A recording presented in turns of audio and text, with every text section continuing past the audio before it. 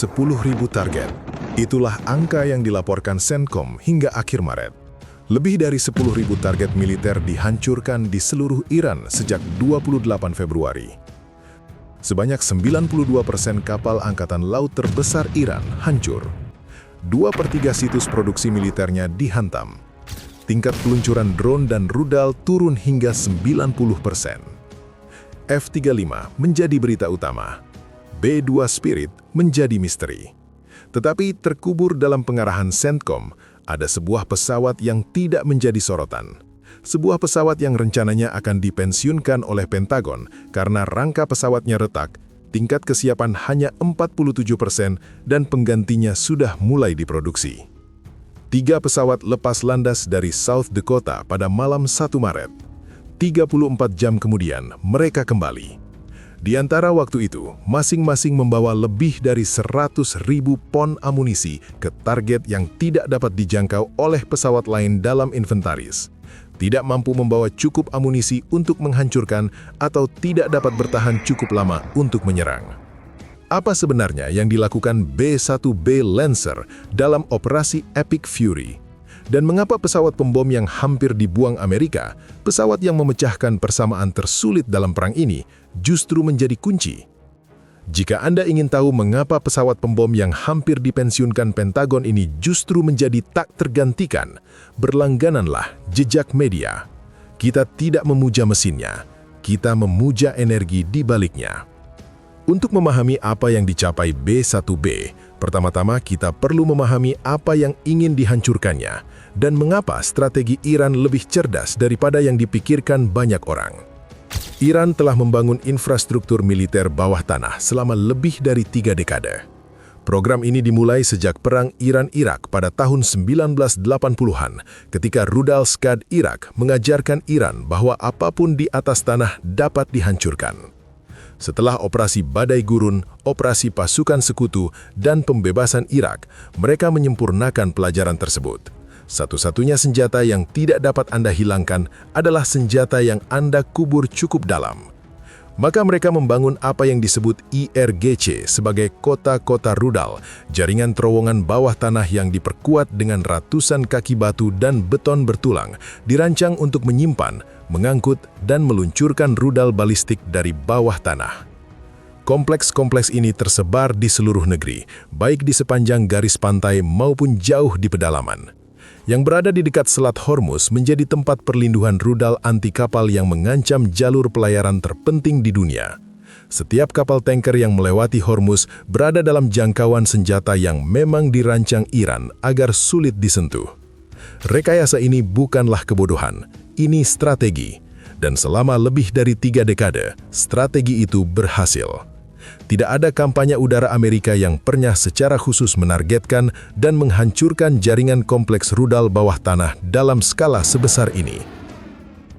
Kemudian, amukan dahsyat dimulai. Dalam 72 jam pertama, lebih dari 1.700 target dihantam. Serangan cyber membutakan jaringan radar. Serangan presisi menghancurkan infrastruktur militer permukaan di seluruh Iran. Namun kisah tentang bagaimana itu terjadi bukanlah fokus video ini. Sementara permukaan terbakar, kota-kota rudal tetap utuh. Terowongan-terowongan itu memang direkayasa untuk bertahan dari serangan konvensional dari udara.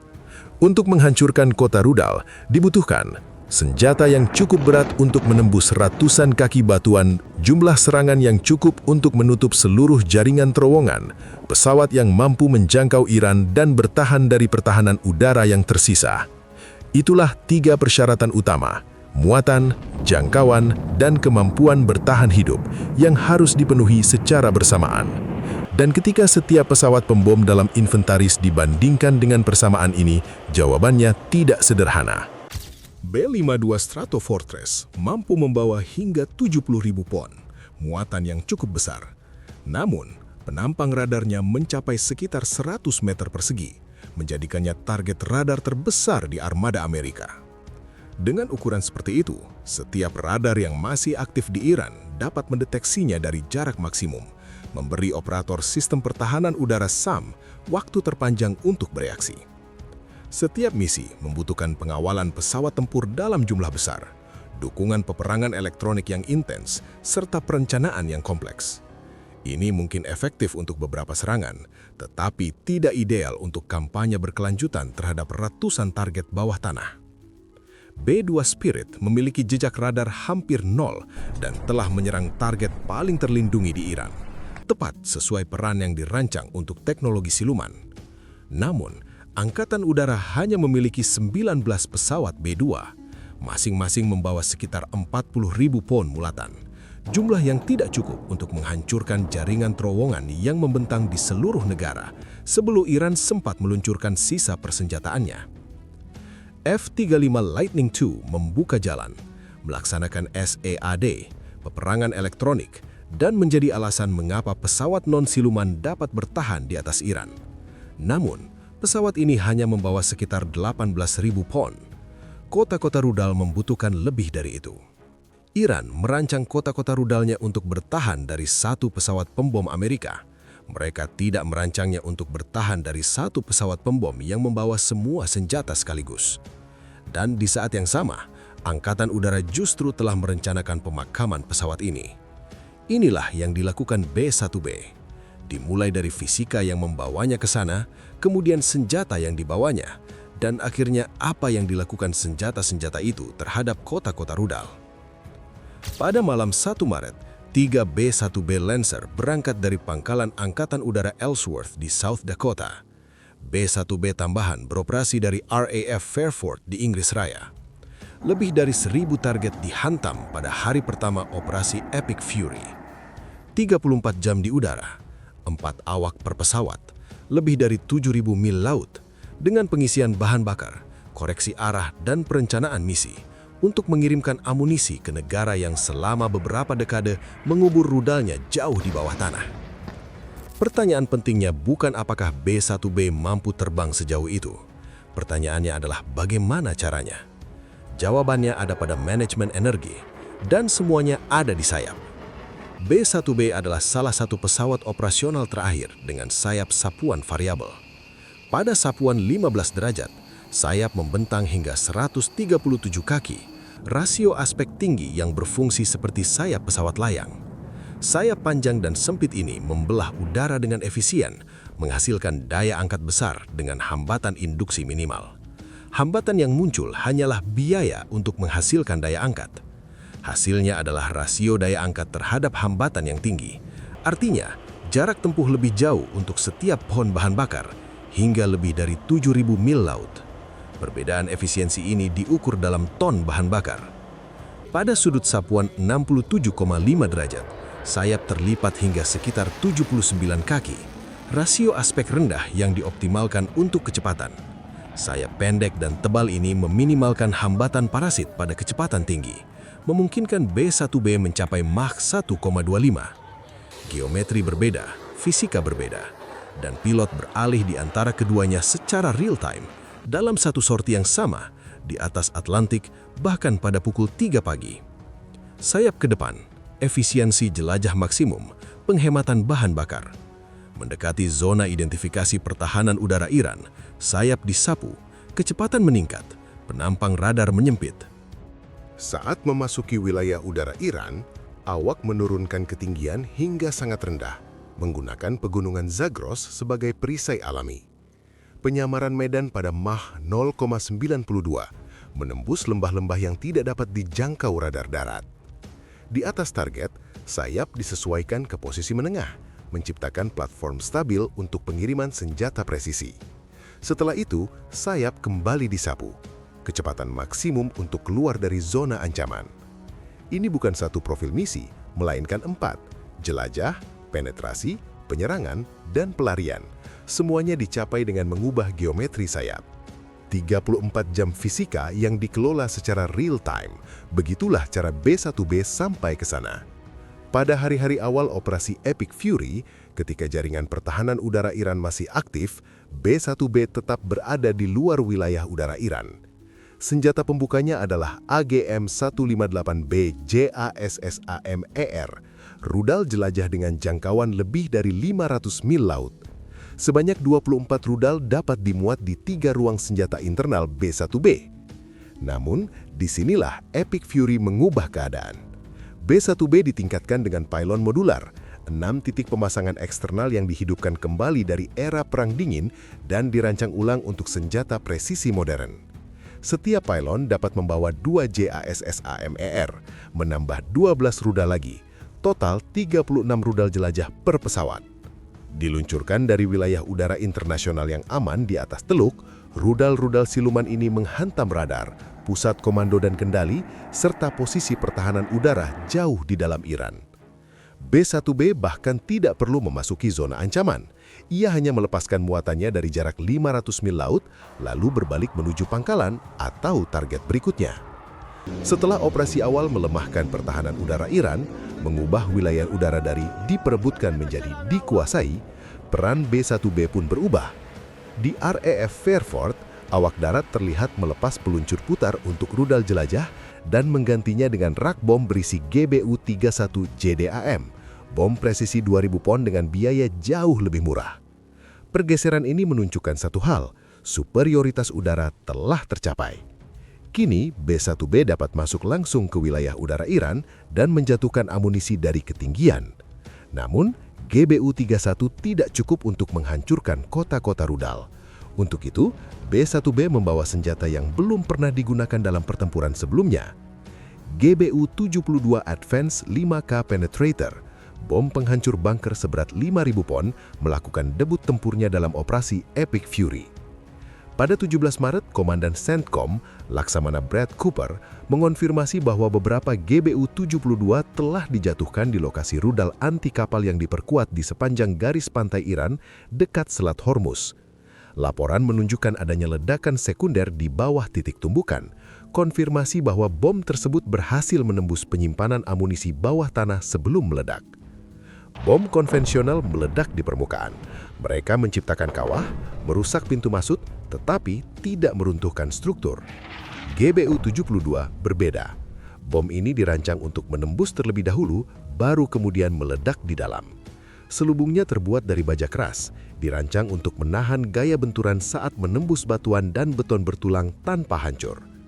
Pada kecepatan terminal, massa 5.000 pon menghasilkan energi kinetik yang sangat besar, cukup untuk menembus lapisan geologis dan struktur buatan manusia. Setelah mencapai kedalaman yang diperhitungkan, fuse deda mengaktifkan hulu ledak. Ledakan terjadi di dalam terowongan, meruntuhkan struktur dari dalam. Inilah perbedaan antara merusak terowongan dan menguburnya. GBU-72 mengisi celah penting dalam persenjataan Amerika. GBU-57.000 pon seberat 30.000 pon mampu menghancurkan bunker terdalam, tetapi hanya dapat dibawa oleh B-2 dan jumlahnya terbatas. Sebaliknya, GBU-72 cukup berat untuk menembus terowongan yang diperkuat, namun cukup ringan untuk dibawa dalam jumlah besar oleh B-1B. Dipasang pada pylon eksternal, masing-masing mampu membawa satu bom 5.000 pon. Kombinasi antara kedalaman penetrasi dan volume serangan inilah yang menyebabkan runtuhnya jaringan terowongan Iran di sepanjang garis pantai Selat Hormuz. Iran mengubur rudalnya di bawah pegunungan.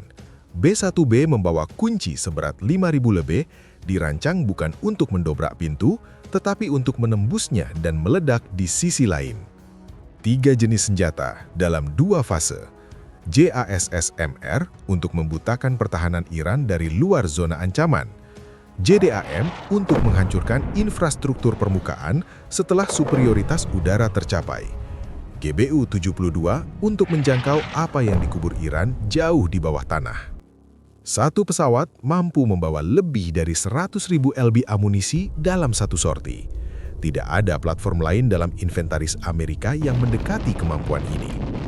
Satu pesawat, 3 jenis senjata, dan apa yang terjadi selanjutnya membuktikan bahwa itu sudah cukup. Hasilnya, 700 rudal balistik hancur di bunker penyimpanannya. 70% peluncur bergerak terbakar. Persediaan rudal Iran yang dapat digunakan turun dari 2.500 menjadi sekitar 1.000. Infrastruktur rudal anti kapal di sepanjang Selat Hormuz dinetralisir. Tingkat peluncuran drone dan rudal turun hingga 90%. Pada akhir Maret, RAF Fairford di Inggris berubah menjadi pusat operasi pembom. Sebanyak 21 pembom strategis ditempatkan di sana, termasuk 15 B-1B dan 6 B-52. 15 B-1B, sepertiga dari total armada yang tersisa, yaitu 45 pesawat. Dengan tingkat kesiapan misi hanya 47%, Fairford pada dasarnya menampung hampir seluruh B-1B yang masih layak tempur milik Angkatan Udara. Setelah CAED membuka jalan, muatanlah yang menentukan hasil. B-1B, pembom yang tidak banyak dibicarakan, bahkan sempat direncanakan untuk dipensiunkan, memberikan volume serangan yang tidak dapat ditandingi oleh platform lain. Namun perlu dicatat, persamaan ini hanya berlaku karena F-35 dan rudal jelajah terlebih dahulu menghancurkan pertahanan udara Iran. Tanpa CAED, B-1B tidak akan bertahan. Penampang radarnya kecil, tetapi tak terlihat. Sistem penanggulangan elektroniknya kuat, tetapi tidak kebal. B-1B bukan pesawat siluman. Ia adalah platform muatan besar yang membutuhkan kondisi yang tepat untuk beroperasi. Dan Epic Fury menciptakan kondisi tersebut. Dengan CAED, tidak ada platform lain yang mampu membawa muatan sebanyak ini. Namun, operasi ini juga mengungkap persamaan biaya yang tidak dapat diabaikan Pentagon. Dalam 72 jam pertama saja, militer menembakkan lebih dari 400 rudal jelajah Tomahawk. Sementara itu, industri pertahanan Amerika hanya memproduksi sekitar 70 Tomahawk per tahun, dengan rencana peningkatan hingga lebih dari 1.000 yang hingga kini masih sebatas rencana, belum realisasi. Kampanye ini menghabiskan dalam 3 hari apa yang biasanya diproduksi selama 5 tahun. 100 jam pertama diperkirakan menelan biaya sekitar 3,7 miliar dolar pada akhir Maret. Pentagon bahkan meminta tambahan anggaran sebesar 200 miliar dolar untuk mempertahankan operasi dan mengisi kembali persediaan. Inilah alasan mengapa B-1B beralih dari JASSMR ke JDAM. Satu rudal JASSMR berharga jutaan dolar. Sebaliknya, satu bom GBU-31 JDAM hanya sekitar 30.000 dolar. Setelah superioritas udara tercapai, B-1B dapat terbang langsung di atas target dan menjatuhkan bom yang murah namun tetap presisi, bukan lagi mengandalkan rudal jelajah yang mahal.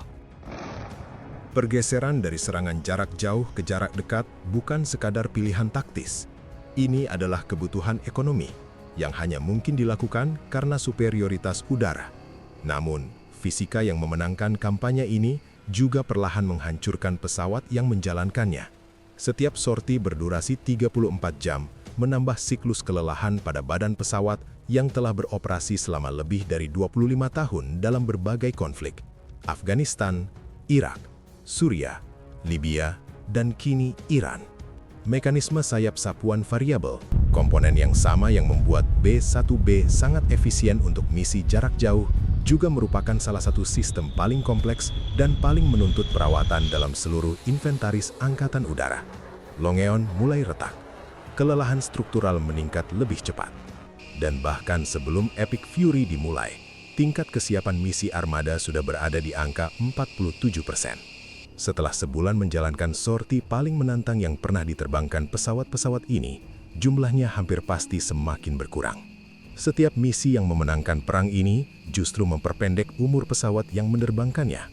Kampanye yang membuktikan bahwa B-1B tak tergantikan juga sekaligus menghabiskannya. Sementara itu, penggantinya, B-21 Raider, hanya membawa sebagian kecil dari muatan yang mampu dibawa B-1B. Ketika B-1B terakhir dipensiunkan, tidak akan ada pesawat dalam inventaris Angkatan Udara Amerika Serikat yang mampu menyamai kapasitas muatan konvensionalnya. Angkatan Udara menukar muatan dengan kemampuan Silum. Satu pertanyaan tersisa, apakah Angkatan Udara masih memiliki palu godam?